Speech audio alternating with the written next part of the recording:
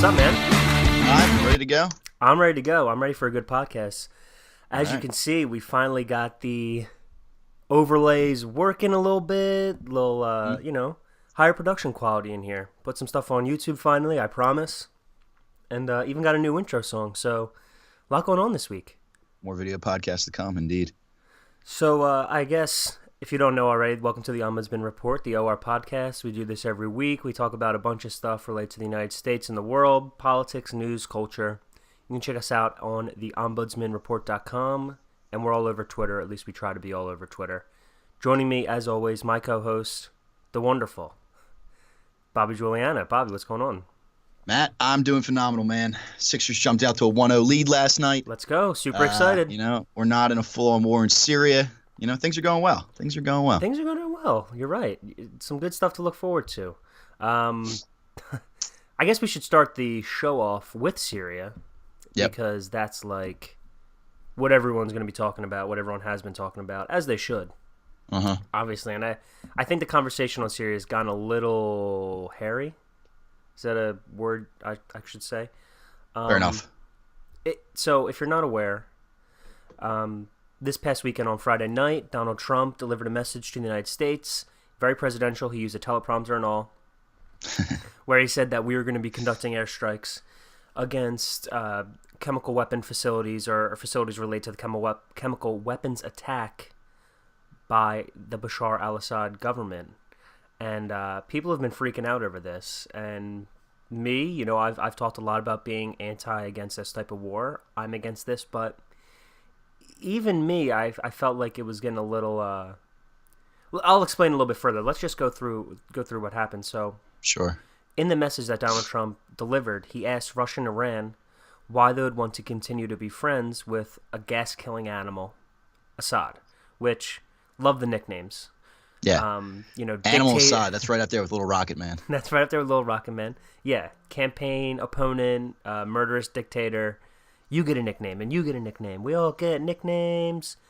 Gas-killing Assad, and Russia immediately... Well, it's actually funny. First, Russia claimed that the gas attack just didn't happen at all. Mm-hmm. Then they said, you can't necessarily prove who did it. These are gas victims, but, the Al-Qaeda could have committed this gas attack. Right. To be fair, there are chemical weapons on both sides. There are chemical weapons all over this place. Although Obama told us they were all out of the region, but that's, I guess, a separate issue. Which is weird because now, I follow a lot of Russia Today correspondence. Mm-hmm. Because it's interesting to see what they're peddling out.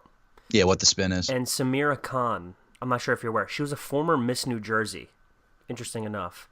And now she thinks, she considers herself a geopolitical analyst or whatever. She's, it sounds mean to say, but she is one of those, it appears like, pretty faces they put on TV and sort of give the spin. I've seen a bunch of people debunk her stuff and she just blocks them immediately. And so, but what's interesting is that the people in Russia today are saying Obama checked Syria and Syria doesn't have any gas. It's it's impossible. What are you talking about? And so it's just interesting how it comes back to bite us, Right. And that was the UN did the checks and apparently they made the report that said Syria was removed, but I that doesn't hold water to me. I still think Assad has chemical weapons. I don't think he gave them all up. Yeah, I think that's a little ridiculous. Third, so after, the United States claims that we have evidence, and I don't know the evidence exactly. They claim they have evidence. I mean, we've launched a strike based on this evidence, so it better be freaking strong. And now, the official position is that this was a United States hoax, and that, United States agents went in and either unleashed chemical weapons on these people, their own people, or they did the crisis actor thing, which I always find is a little... the crisis actor thing never holds up. We've never found the crisis actors. No. Dude, this is just Russia trying to muddy the waters. Yeah. I think Mattis came out and said, after we launched these strikes, that there would be an increase in, Russian propaganda trying to confuse people. And in fact, sure. Twitter actually said that they saw an increase in like suspected Russian bots. So it's disinformation trying to, get people in the United States to be wary of their government, which was the whole part of Russian interference to begin with. The Russia collusion in the election was just trying to get so distrust in the institutions and in our own government and cause us to fight one another, do their work for them. Yeah, I mean, it definitely works. It's worked all across the Western world. It definitely works, to fight each other. That's something I want to talk about a little bit later, actually. I wanted to bring up with you. But so if you want to put these Syrian strikes into context, I think it's fair to put it into, let's go through what the officials are thinking and not just what the Twitter geopolitical analysts like me think. Right. Right? When I make my stupid predictions. So what it appears happened here is that, and I suggest everyone, if you want a foreign policy podcast to listen to that doesn't agree with this show necessarily, they're a little bit more neoliberal. They give you certainly what the deep state and the establishment is thinking. Deep State Radio. David Rothkopf, former editor-in-chief at Foreign Policy magazine. Corey Shockey of the Hoover Institution, now at IISS in London. They have a paper from the New York Times. This is what they were saying, and what they put in, because they have the jargon of people working in the State Department and stuff like that, right? They know what's going on a little bit more finely, is that it looks like James Mattis won the argument in the White House, essentially, which is very important. It's exactly why you want a respected, what is it, the Shaolin General, do they call him? Mad Dog Mattis? Mad Dog Mattis. You want someone like Mad Dog Mattis for exactly this reason, because it's important to note that these aren't necessarily military targets that were struck in Syria. These were chemical weapon facilities. And so, no Russian targets were hit. And that was pretty obvious because if you saw the tweets of Donald Trump, we're going to have the smartest bombs and we're going to come get you, Russia. And then, next thing you know, it's reported Russia is moving all of their troops into like fortified positions. So, we basically told them we were coming before. But this is good because this allows the United States to sort of save face at the UN, which is what they wanted to do in the first place. I mean, if a response was needed, I think this is the right one. There's arguments we don't respond at all. There's arguments that we respond as we did with, just kind of airstrikes and strikes from the Navy. And then there's, I guess, a third one, which would be the one that we were really hoping didn't happen is, a massive airstrike, increased troop presence, and really like a recommitting to the whole area or to regime change, which doesn't seem to be our policy anymore. It doesn't seem to be our policy. And something brought up is this. But that's the thing. What is our policy? Exactly. I keep seeing people like saying, a lot of people saying, we don't have a coherent strategy on Syria, but this strike was good because it recommitted us to the very long-standing policy of not approving of chemical weapons, Right. So ever since World War I, they sort of just like put in the UN Charter against chemical weapons after it was seen how indiscriminate and nasty chemical war can be. But exactly what you said. This allows us to say, okay, we still don't stand for chemical weapons. And I think that your question is completely right in that the answer is we don't have a policy. And that's not just Donald Trump. That's Barack Obama didn't have a policy for Syria either, which is what makes this war so complex and so hard to get into. Our policy is to defeat ISIS. That's basically done. Unless we're going to shift policy to what? Protecting like refugees or something, like what I heard an interesting policy prescription from, I think it was Corey Shockey that I was just talking about from the Hoover Institution. She's a Republican. Okay, she's not necessarily a fan of Donald Trump, but she was saying, if anything, if you want to make an effective policy on this, why don't you work with surrounding nations and provide security for refugees? Well, it's not going to change the war. It Assad won. Providing fencing for refugees doesn't. That just gets more into, are you willing to, send the resources, and should we even be over there in the first place? But we don't have a policy. And that's why it's important we don't increase troop presence in Syria, because we're just going to make it worse without a coherent policy. I think the lack of a coherent policy goes back to the lack of having a dog in the fight. It's Assad and the rebels. And, to be honest, they're both pretty unsavory characters. Right. Assad at this point is one. Are we going to side with people who would hate us otherwise to beat Assad? And then what are we going to do once Assad's beaten and now our side is in power? We don't have anyone to fully get behind. And so that's why I think you're just seeing these like whack-a-mole like airstrikes. And in the case of chemical weapons, people can argue it is or isn't justified. I'm just glad there's not further troops there. In terms of a face-saving action, this is as good as you could have gotten. So it's a good thing James Mattis won over there. I think they said 105 bombs or missiles were launched, like 70. No, it was like 70 Tomahawks, and then they sent in the Royal Air Force actually went in and bombed a number of targets. Russia announced that they launched a bunch of anti-missile rockets in the air, and again, it's like the conflicting information I saw initially, which came out of Russia Today. It was that a number of U.S. missiles were knocked out of the air, and then I saw an official statement from the Pentagon saying that like almost none of our missiles were hit, and all of them hit their intended targets. So again, there's a lot of different news out there about what actually happened. It's something like that. I'd probably take the U.S. military's side. Of course. I don't. Again, not to toot our own horn, as much as I have a dog in the fight, I don't think Syrian air defense is up to speed with United States Tomahawk. All. Yeah, which is why they don't want to intervene so farly. The United States military is no fucking joke. Right, and Trump did tweet out "mission accomplished," and he got some flack for that. But if the goal was, he's so annoying. Mission accomplished. And then he came to his own defense. You know what I mean? He's like, I used that term, and he's like, we're going to be using it much more. But if the goal was to get in, hit the targets, send a message that we're going to enforce the red line, as Nikki Haley said, then it was mission accomplished. It was executed perfectly. I saw very low reports of any civilian casualties, and that came out of both the United States and people on the ground. So, when we launched this strike, the people who are anti-war, I agree with them in principle, but it's just like everyone get ready. Like, this is Russia and Iran's response was basically the end of the world is nigh.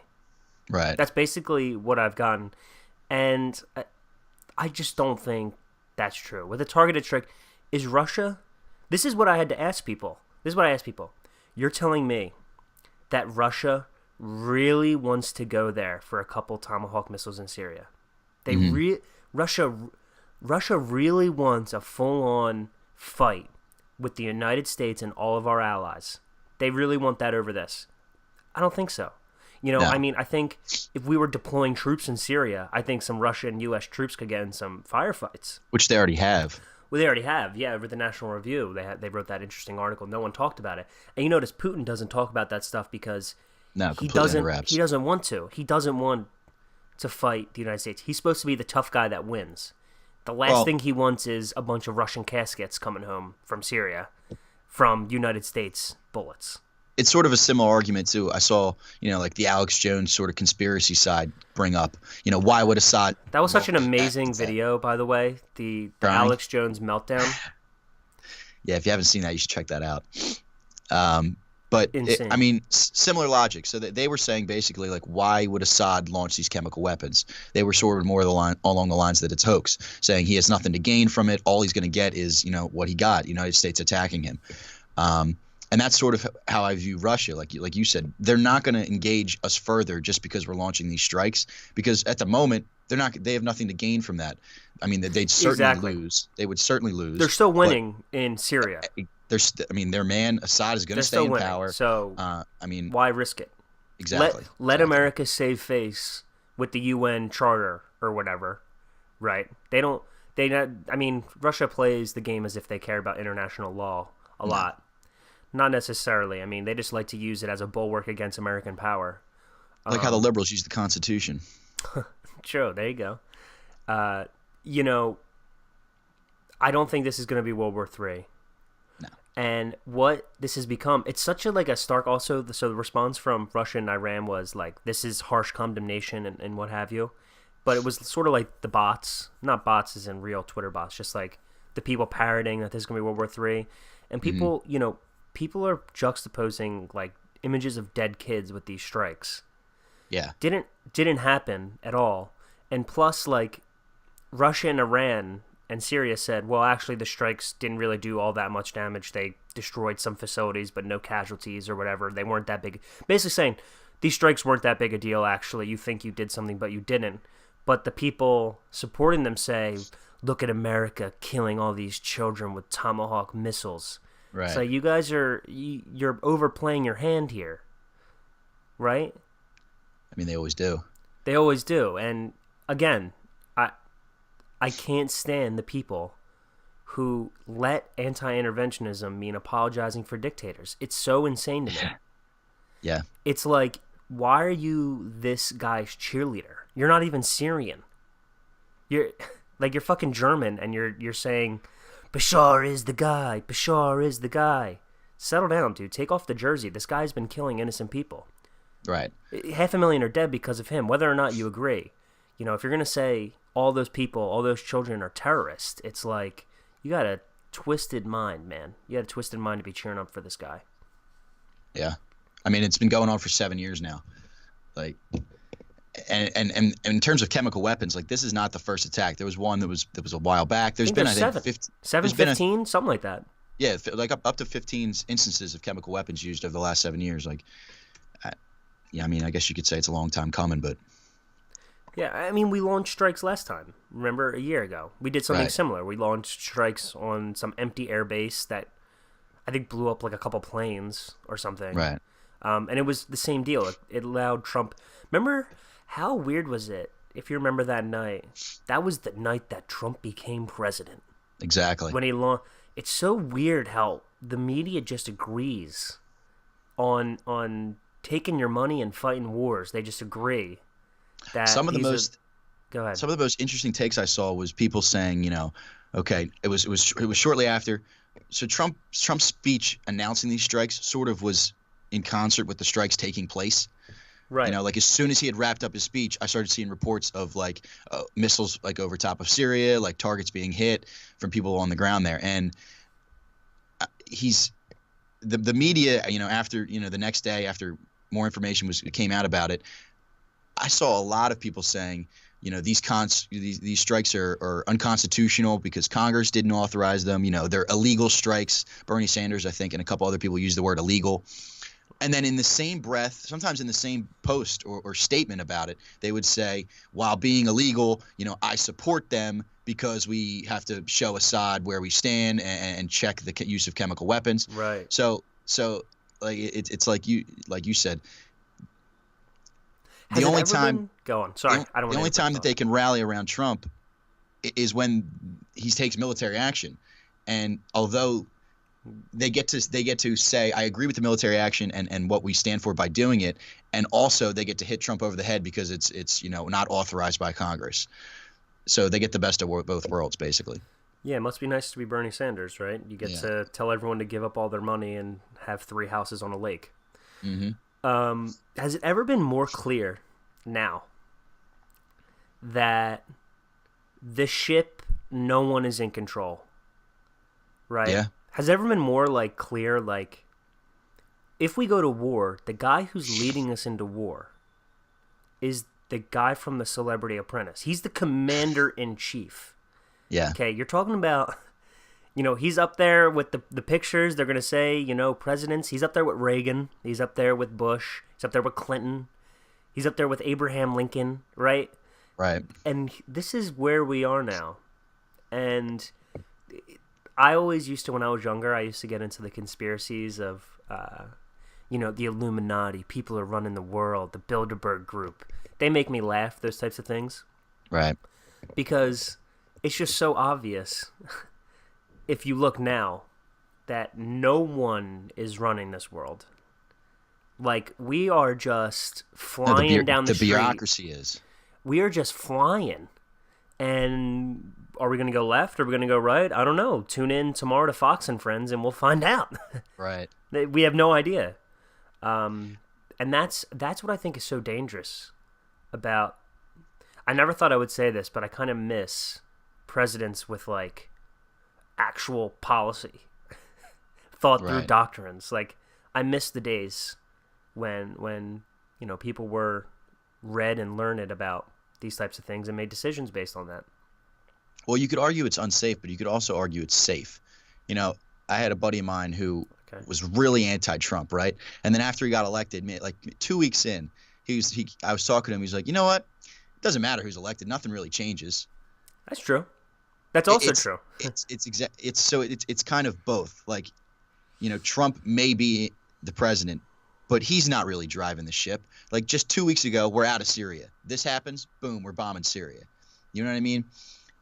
So his word, while being the commander in chief, it's powerful for sure, but it's not enough to fully change the direction of the bureaucracy of the government. There's so many people entrenched that have been there from Bush to Clinton to Obama to Trump now. You know, career people in the government that are actually making the decisions and are actually driving policy. And that's what they say, the swamp, and why it's so hard to change government and it's so rigid. The deep state. I mean, there's words for it, and the different terms mean different things to different people, but there are people in government making very serious decisions that are unelected and that have been there for a very long time. And that's why it's very hard to both shift the government and our policies quickly and to get off the path we're already on. Dude, you look at some of these committees that, you know, and some of the positions that, you know, you get appointed to the head of the EPA or something, you get appointed head of state, and you're in charge of like 40,000 people. Right. Like that's a lot. That's hard to change. So in that sense, you're right. And I mean, I think that goes to, you know, sort of the genius, if we can call it, of how the founders set up the United States government. That even the madman like Trump can't change everything, right? Even though the powers that he's gotten sort of over the past 5 or 6 presidents, right? The powers of war. Certainly a lot more. You know, we've put all the power in the executive.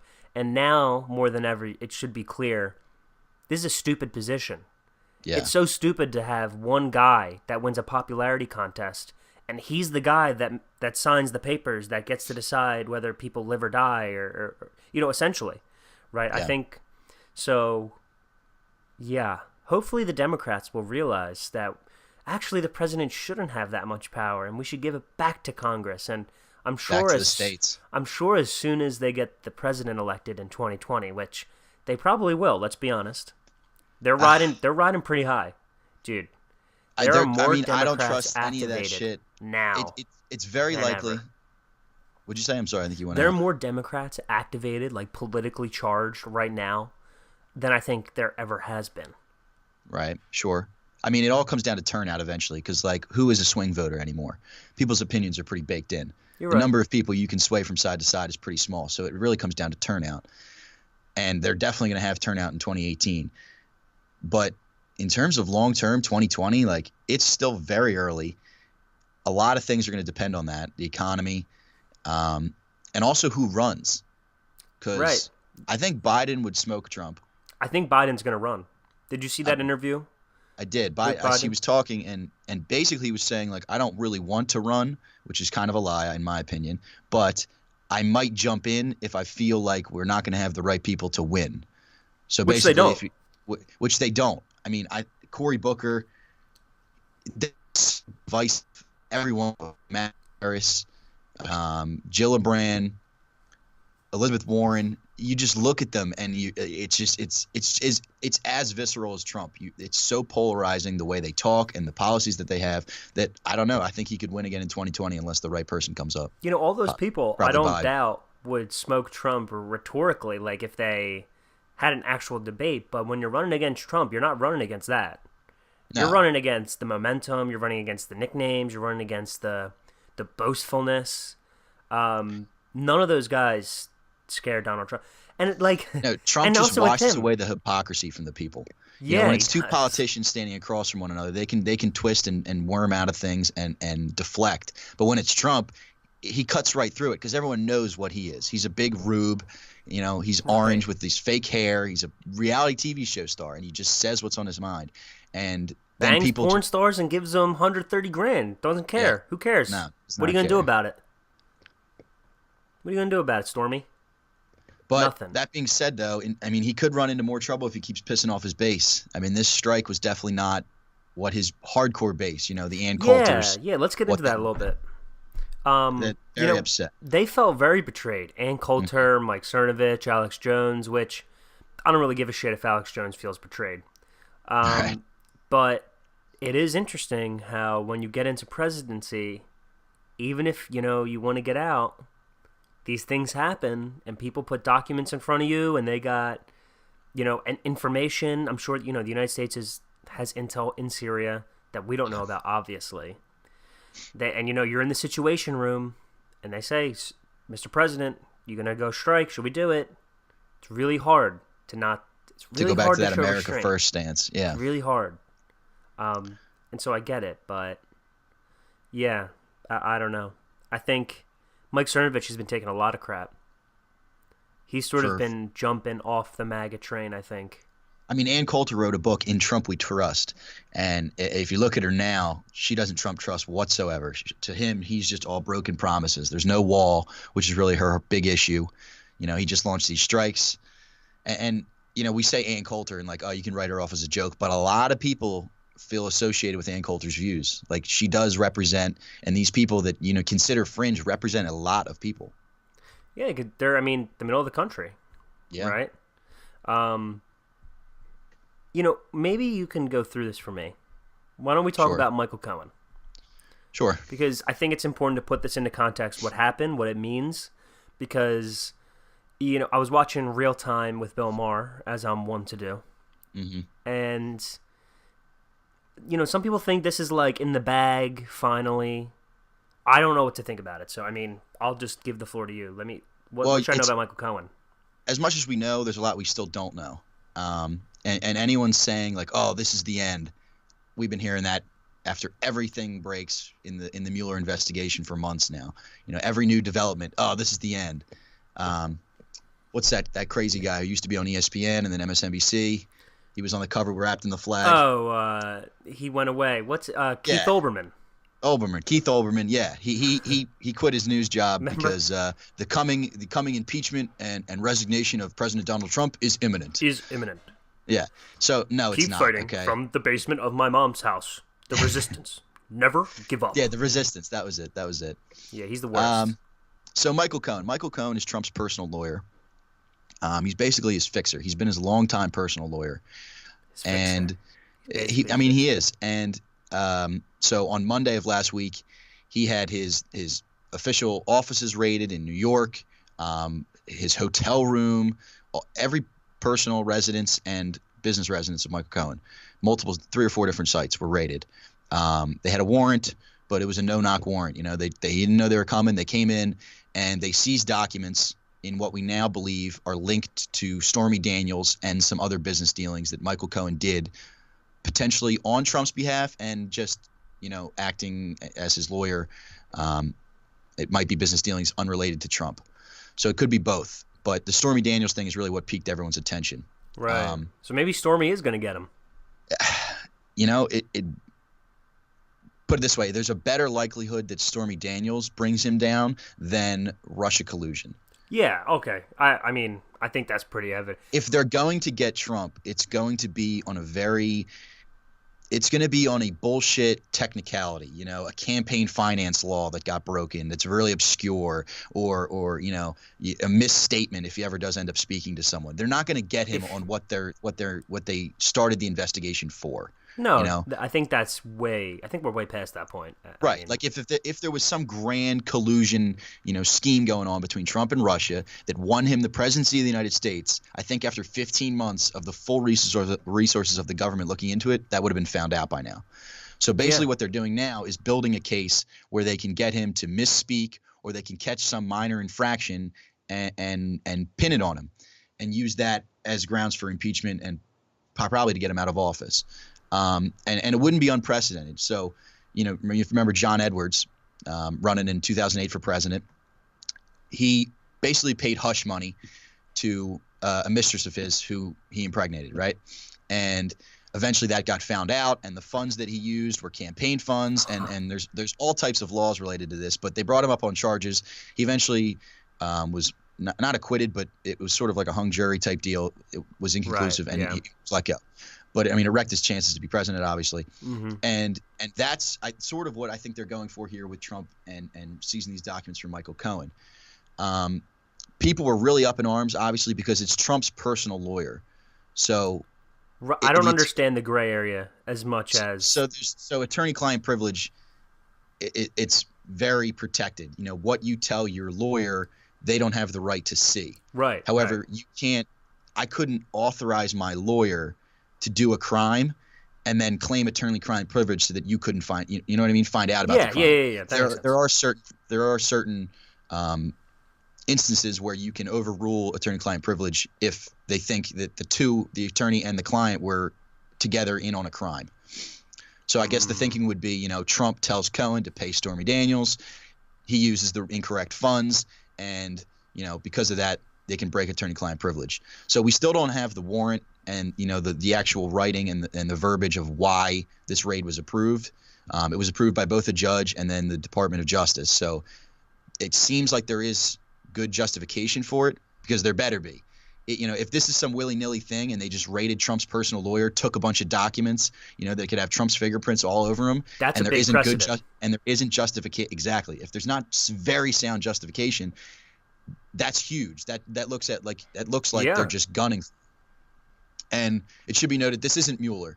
I believe it originally came from Mueller, the information that would lead to this warrant and the seizures of documents, and then he felt it wasn't his place, or he didn't have the authority to do it, and he referred it to the Southern District of New York's attorney's office, who then, with the FBI and the Department of Justice, you know, got the warrants and decided this was sound information and decided to move in and seize the documents. Can I put in there? I think it's important to note that this is like, you know, judges take something like this attorney-client privilege very seriously because they're Yes. lawyers themselves.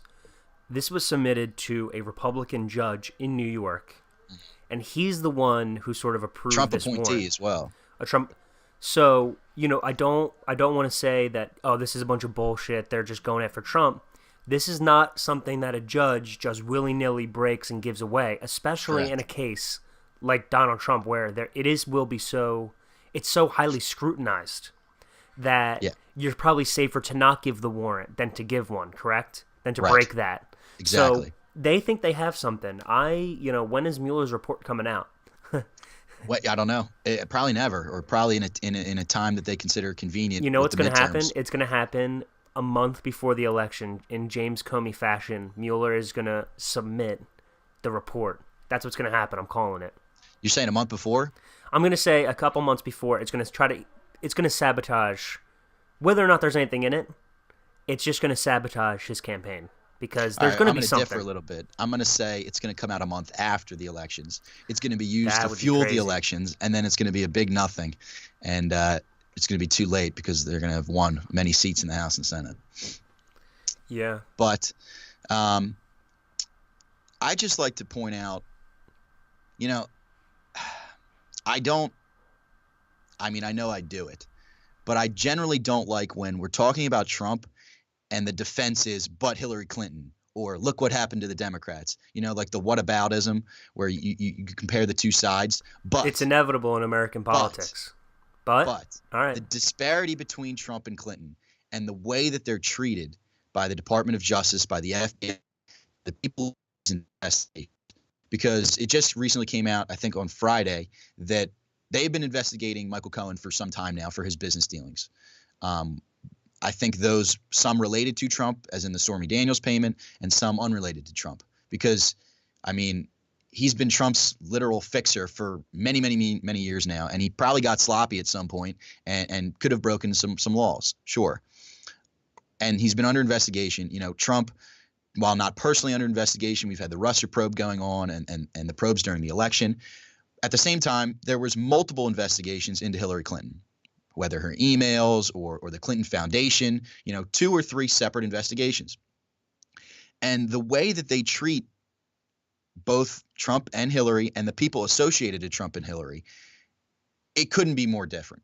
It really couldn't be any more different. So, for example, okay, Trump's fixer, his lawyer, Michael Cohen, you know, we don't know the full grounds yet.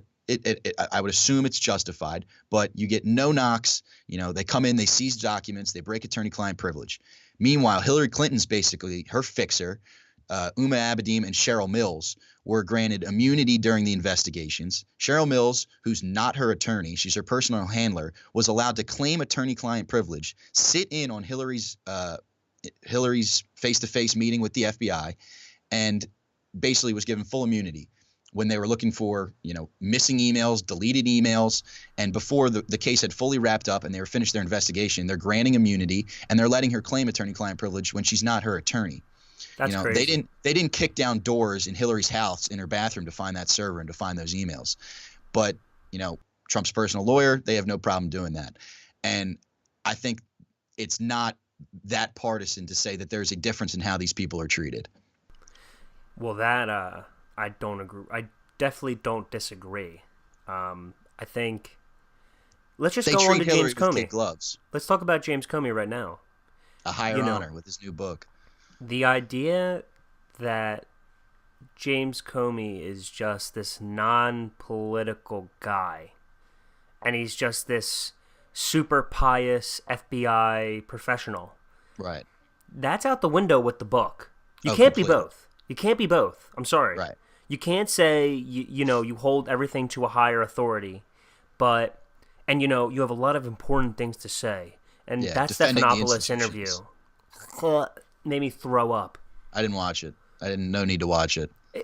Did you call Trump a mob boss? Who gives a shit? Yeah. Who gives a shit? The book's titled A Higher Loyalty, Dude. And he's talking about Trump's hand size. He's commenting that he looks like he has a tan, like a shitty tan with his, his eyes are white and the rest of his face is orange. Like a higher loyalty, really? The thing is, James Comey, whatever he did at the FBI, I'm sure he's done some great things, whatever. But, dude, you can't. If you had something important to say, why didn't you say it last year when it mattered? That's the point. He doesn't have anything important to say. Well, if you have all of this information, this juicy information that the American people must know, and it's so important, I'm going to tell you, on April 9th at the Borders in Midtown Manhattan, you can see my first book signing. Dude, go fuck yourself. What are you talking about? You don't have anything important to say. You're just trying to get rich and sell books. He's trying to cash in on the Trump gossip cow, So save me this whole higher power, higher authority, whatever it is. You said higher loyalty. Higher loyalty. Save it, because it's not true. It's so clear. I put this book in the same exact place as the Michael Wolff book, where it's just gossip. It's just Trump porn. For people who hate Trump, if you have Trump derangement syndrome, you can't get enough. Here you go. Here's another $30 to spend your money on, I guess. There's so much more, actual critiques that you can get, and Comey's just so petty. Remember, this is the same Comey who started taking notes on Trump during their meetings, leaked them in the hopes, this is what he stated, in the hopes that it would bring about a special counsel and they would hire Bob Mueller. You can't act like this guy is full of integrity and totally impartial. I mean, in the book, he writes how in his last meeting with Obama was complimenting I was just about to say that. Saying, Jim, you've been completely even keel and honorable and totally full of integrity, and then that's why I hired you, and you're going to continue to do a great job. And he wrote, he was like, I was almost brought to tears. Okay. Come on, dude. It's a good compliment from Obama. Sure, maybe you want to throw it in there, but I was almost brought to tears. Give me a fucking break. Yeah, it's like you said, it's just Trump porn because it sells right now. I mean, there's such a market for people. There's just such a market for pro-Trump stuff and anti-Trump stuff because we're just so polarized at the moment. I know. And don't get it twisted. Nothing makes me more angry. So I get very angry at the resistance people, like the far left progressives. They annoy me. Dude, the people who are just MAGA are just as annoying. Like Jacob Wohl. Yeah, Jacob Wohl. You're like 23 years old, like just absolutely shilling on Twitter for retweets. All it is, it's literally, let's see how much I can shill for Trump to get retweets and pretend like I'm important. Yeah. And again, not to say me and you do anything special. We talk about politics and podcasts, but I would never shill for someone like that. And whenever you bring up, the bad stuff, right, even, if they're, hypocritical to themselves, I'll give Ann Coulter credit. Ann Coulter, as much as I don't agree with her, has at least some principles that she believes in. Exactly. Like something. It's like why I mean, it's the same thing like Bernie Sanders. Like, at least that guy believes on the hill that he's dying on. You Right. know what I mean? At Ann least he Coulter writes a book, cares. In Trump we Trust. And then, a year later, that wall's not built and she's trashing Trump. So at least she stands by something. You know what I Do you mean? know how much more money she probably could have made from just continuing the Trump train? Hmm. Do you know how much more money Mike Cernovich could have made from just continuing the MAGA 3D chest, underwater hungry hippos, as Ben Shapiro likes to put it? Right. But they don't. And so, as much as I disagree with those guys, I at least respect a little bit more. It's mostly young people. It's either young Yeah. people or old, like, people in Texas Old has-beens. that watch, like, InfoWars and Like Mike stuff. Huckabee. Right.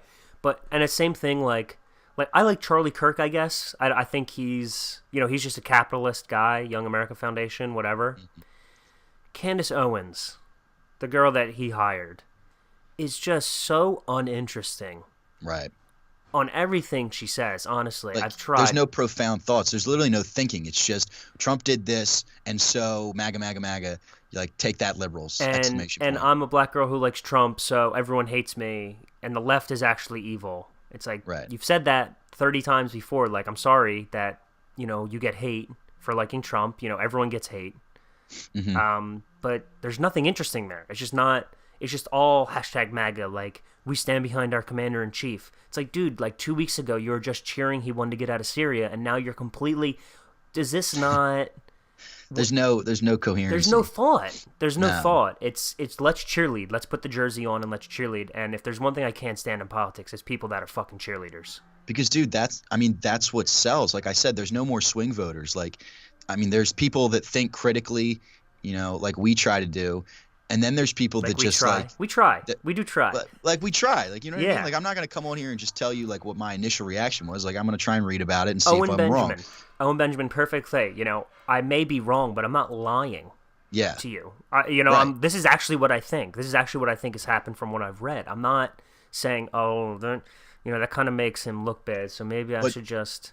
But the reason that people can do that is because there's a market for it. Like, Yeah. there are millions of Sean Hannity viewers that you could give them irrefutable evidence, but as long as Sean or these people they follow on Twitter that just, MAGA everywhere say it, like, they're going to be blind, like crooked Hillary. Like, there are millions of people that will never get off that. Like, that they'll just, pound those stereotypes into the dust. They're going to continue to vote Republican. They're going to continue to vote Democrat.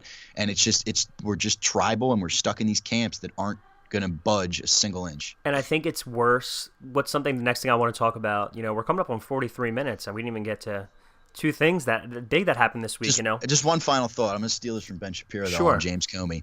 He's running an absolute scheme, obviously, in selling this book. But it's very likely that he won the election for Trump by releasing the news on Hillary Clinton like he did, a week before the election. Yeah. And I can remember 10 months ago, when all the liberals hated him, basically because of that. Hillary blamed him for the losing. But now, after everything that happened and him getting fired, he's now this hero, and he's making millions off all these idiots who hated him 10 months ago buying his book. Dude, he worked the scheme. He worked the scheme. He worked it. I mean, whatever. I mean, good for him, I guess. Yeah. I mean, if people are going to be dumb enough to buy your book, then whatever, sell it. We live in America. You can do stupid shit like that. Yeah, no one's saying he can't. Just I'm going to judge him for it.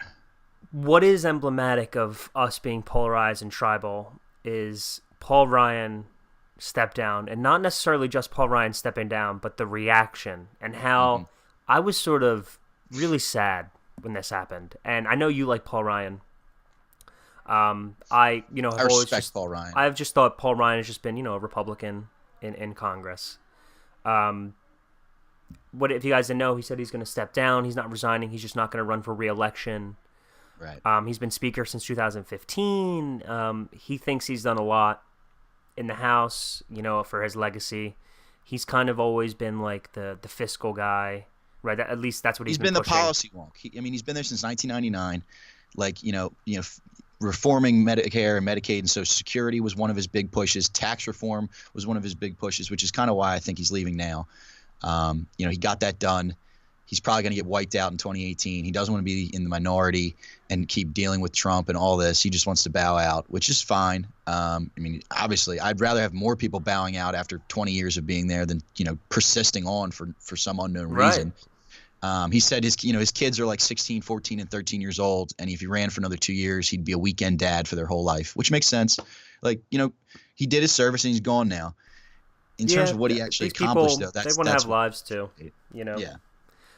That's fair. I mean, he's done a lot. He's, fiscal conservative, but what I found troubling when he announced his retirement Right. was the unfair hate I think he got from the left.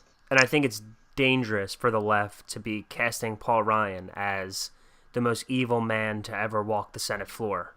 Well, that's the point. I think Anyone who disagrees with them gets that label. Mitt Romney hates women and ties dogs to the top of his car, and then you get Trump, and when you call him Hitler, like, how much lower can you go? Paul Ryan's not actually an evil, bad dude. Remember those ads of Paul Ryan dumping old ladies off cliffs? Yeah, right. Like, you can't demonize someone that viciously. He's not actually Satan. Well, what I think is sort of, I'm forgetting who said this, but there's a so we probably characterize the left's positions in a way that they don't agree, and the right gets characterized in a way that they don't agree. Sure. And so when Paul Ryan talks about Social Security reform and all this stuff, he's talking about it because he doesn't think it works, right? Like, and it doesn't, or whatever. Fiscally. Yeah, that's what he's saying. He says, I don't think it works. It's not sustainable. What the left has casted that as you hate old women and you want to kill old people. And that's just unfair. And I think the right does this in terms of immigration probably too, right? Like I would say the left does. I mean, both sides do it on every both sides issue. do it on every issue, basically. It's how we get away from talking about the actual issue. We just demonize the other side and paint them in a broader picture. I would say the left does it more viciously on almost every topic. If you want to reform Social Security, Medicare, and Medicaid because it's literally unsustainable and it's going to wreck the entire economy, it's going to be taking up all of our GDP in a short amount of time. We don't have enough money for it. If you say that, and those are facts, you hate old people, you want to give more money to the rich, and you want old women and old grandmas to die. Okay, if you're anti-immigration because you think that people aren't assimilating, people aren't assimilating, and there's a number of reasons why you can be on that side of the fence. You hate brown people and you want a white nation only. They play the racist card, and you can pick any issue.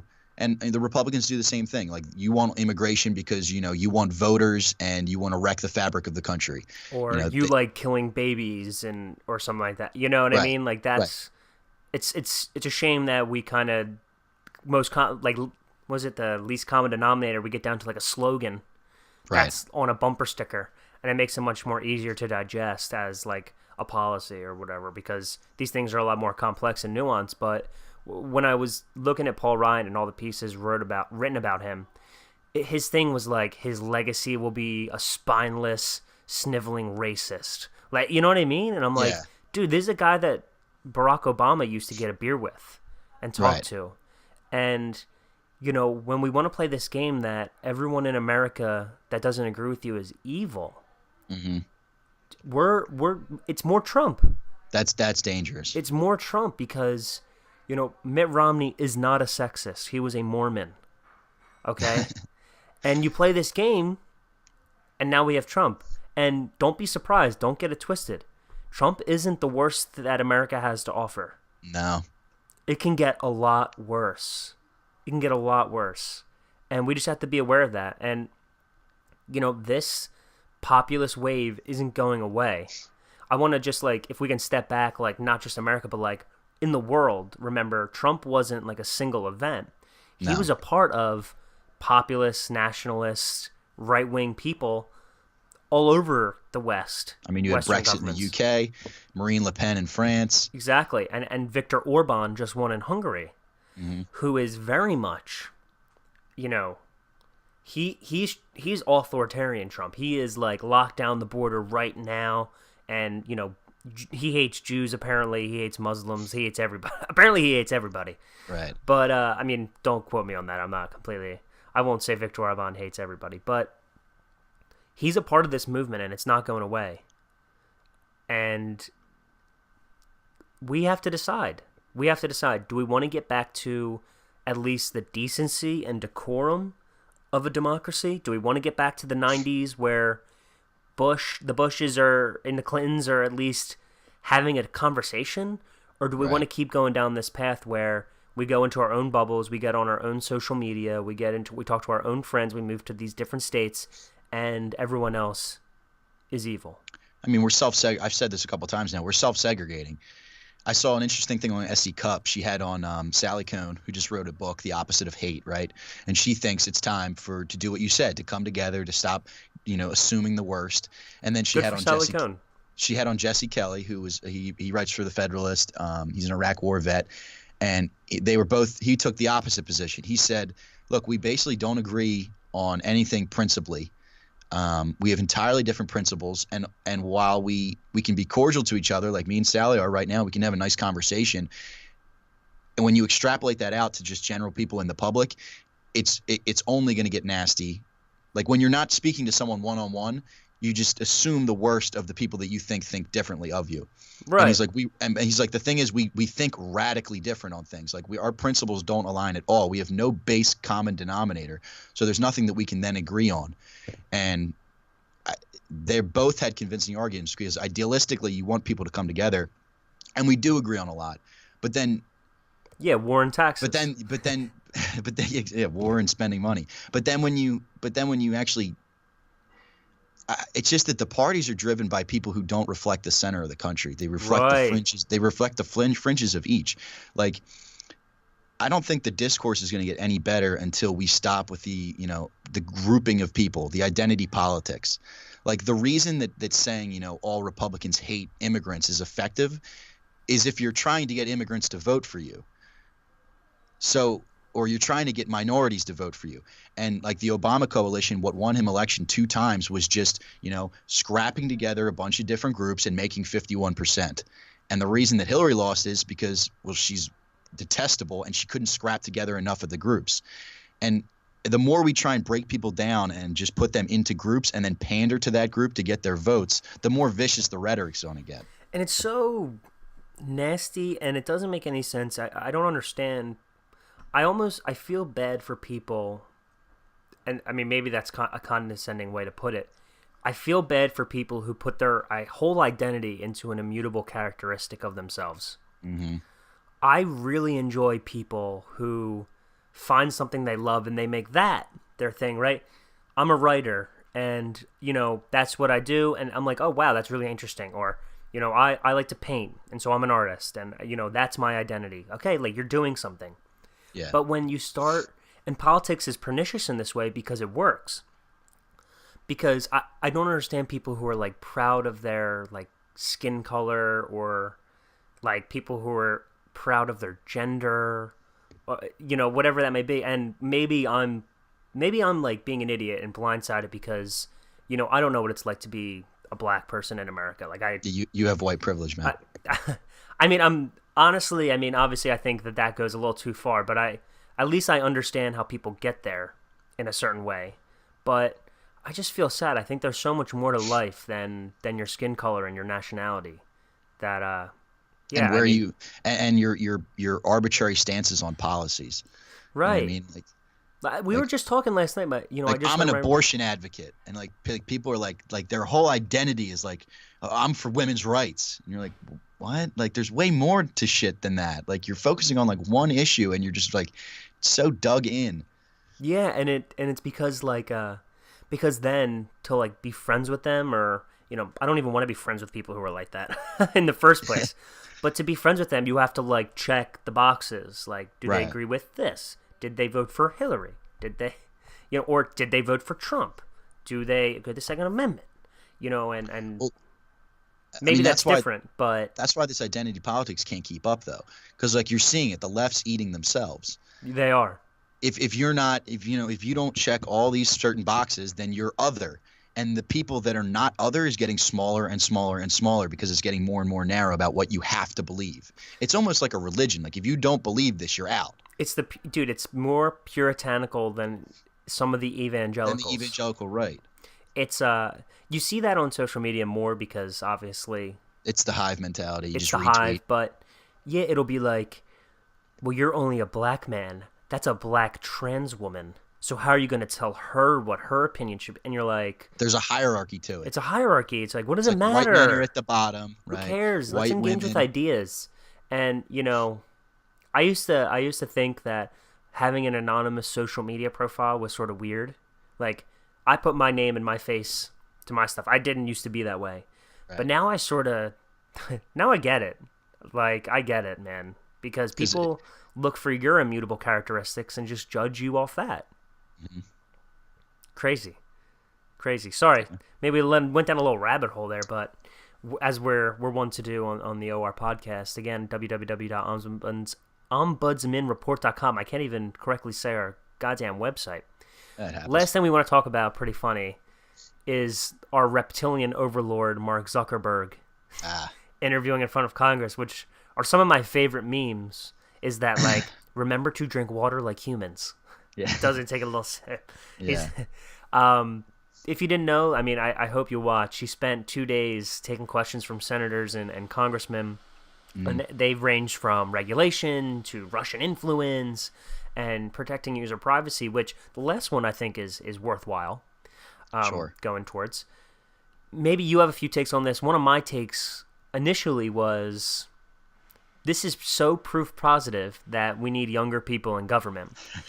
I thought that Orrin Hatch was going to ask Zuckerberg to come and help feed his pigs and water his farm on Farmville at some Like, point. excuse me, Mr. Zuckerberg. My niece has rejected me on Facebook. Can you change that for me? Exactly. Like, it was very clear that one, our Congress people are too old, and two, that the majority of the questions they were asking were probably written by their 25-year-old staffers. Very clear. Because there's no fucking way these people knew what they were actually talking about. Like, if you ask them, like, very basic questions, like, the questions they were asking were just proof that they – Orrin Hatch, okay, he's 84 years old. I can't harp on this enough. He's 84. He's been in the Senate since 1977, okay? You're not getting a fresh idea out of this guy's head in the last 20 years. No. Okay. Okay. So, and he's up there and he literally says, I saw it was from CNN, and I tweeted something that actually blew up because it was spot on. He said to Mark Zuckerberg, he's like, if your service is not paid for, people don't have to pay to be on Facebook, how do you make money? And Mark Zuckerberg was like, did I come all the way here to answer these fucking questions? He looked at him. He's like, Senator, we run ads. Duh, And dude. he was just like, oh, okay. And like fumbling through his notes. Like, it was Didn't just, expect that with I mean, curveball. the first day of questioning was honestly embarrassing.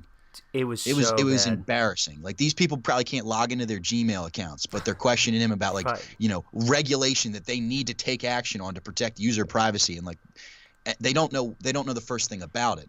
And that was my takeaway, is like, they assume there's a problem. Because if there's Right. one thing that we need a bunch of 80-year-old dudes regulating the fucking internet. Right. Right? Come on.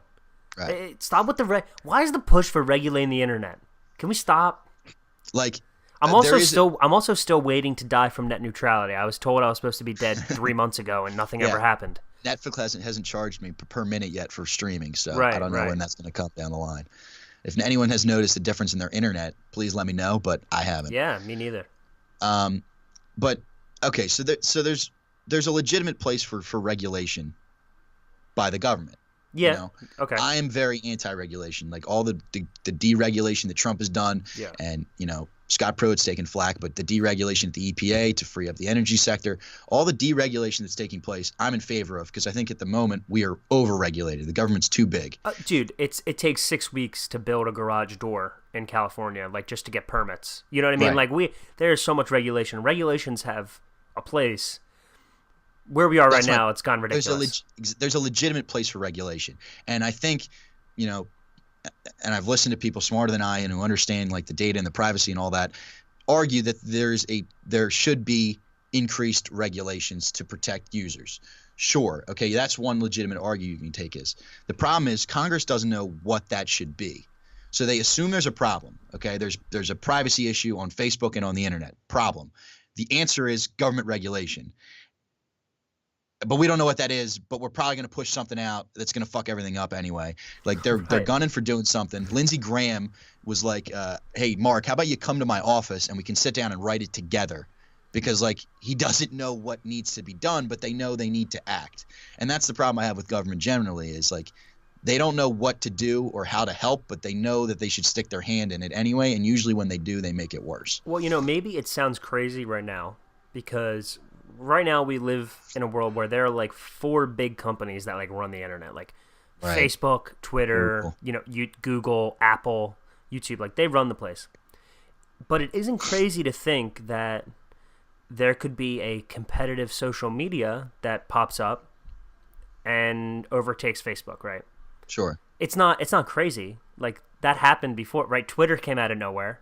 Snapchat came out of nowhere. Instagram. I mean, Facebook came over and took over MySpace. Like it. Yeah, exactly. Which, dude, good on MySpace Tom, man. MySpace Tom made $600 million, then got the hell out of there and never had to get asked a question by a senator again. Right. So good move. We all used to laugh at him. But I think good move because I've never heard from that guy again, and he's probably just rich on a yacht somewhere with a bunch of honeys. So Chilling. Good job, MySpace Tom. If you want to interview, let's get him on the podcast. Yeah, he's the big winner.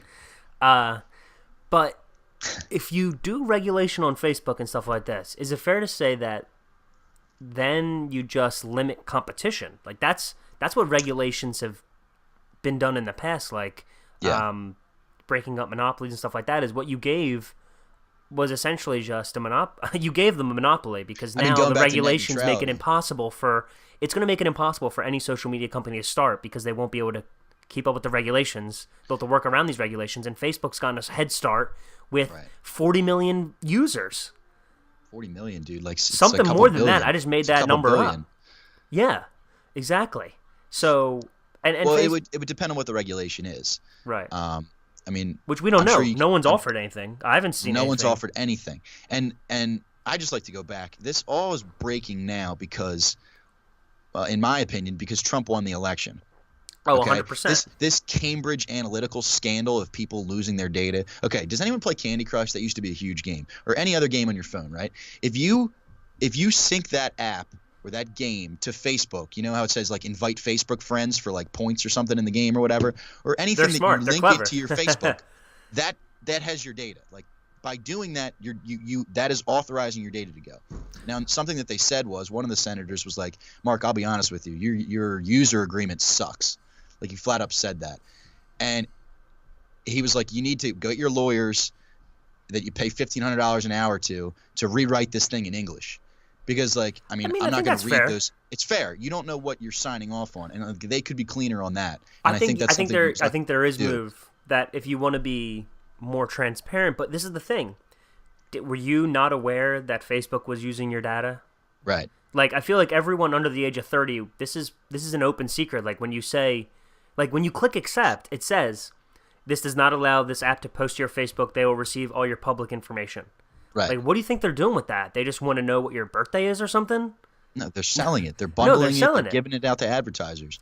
And, like, that's why, at least it's happened with me recently. I'll be talking about something, and then I'll see it, like, advertised on my feed, which is pretty scary. But they're certainly collecting your hard data, what you look at, what you click on. You can go on Facebook and have them and see what their profile of you is. Like, just based on what you like, who you talk to, where you interact with, they build a profile on you. They can guess your political party. They can guess what you like, what you're interested in, what you might want to see, and they use all that and they sell it. We know this. People are funny. They're like, they guess my political belief. It's like, well, yeah, dude, because you like Breitbart, Daily Wire. Like, you know what I mean? Yeah. You like all the right-wing websites. It's pretty fucking obvious. Right. That you're conservative or whatever. Yeah, that's funny. The first day I thought of questioning just kind of proved that the senators don't know what they're talking about. The second day was a little more interesting because Zuckerberg could have messed up here, like potentially pretty bad. So they were trying to is it a publishing company, and is it responsible for the views of the people on it, or is it just a platform for people to express views? And he sort of indicated that they're a publishing company and they're responsible for the views of what's on there, because he was talking about how they don't tolerate terrorist views or like self harm posts, right? And they have like strict policies on there's like a porn line and things like that. There's a line about where the line is. Right. Exactly right.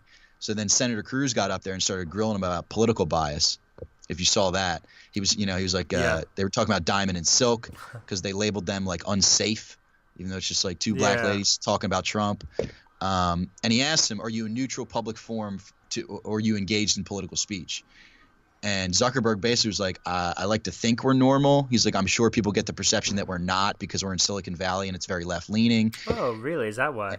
Yeah, that's why.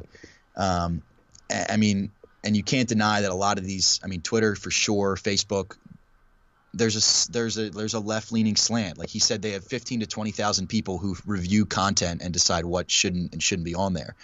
And Cruz was like, "Do you know the political leanings of any of these people?" And he's like, "We don't ask." And it's just like, well, I mean, like again, I mean, you shouldn't shouldn't have to ask. It's a complex. But it is a bubble. Whether Mark I don't think Mark Zuckerberg assembled and said, "All right, give me 1,500 liberal progressives." Right. It just so happens that in that field where he's pulling from Silicon Valley, California. Mm-hmm. These people tend to be left wing. Yeah. You know, whatever you want to think of that, take it as you want. They happen to be left wing, and so they're going to flag stuff that sort of makes them a little unnerved. You know what I mean? Like, right.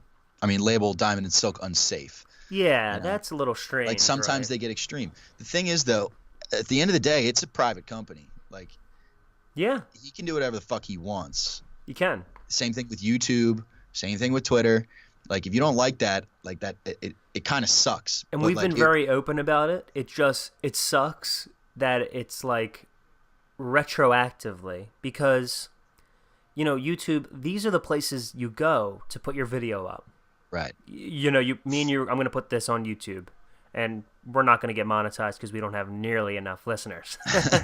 Someday, hopefully.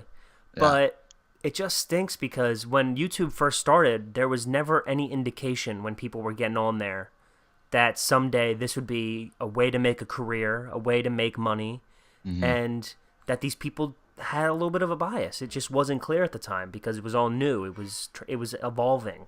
Right. We've evolved a lot.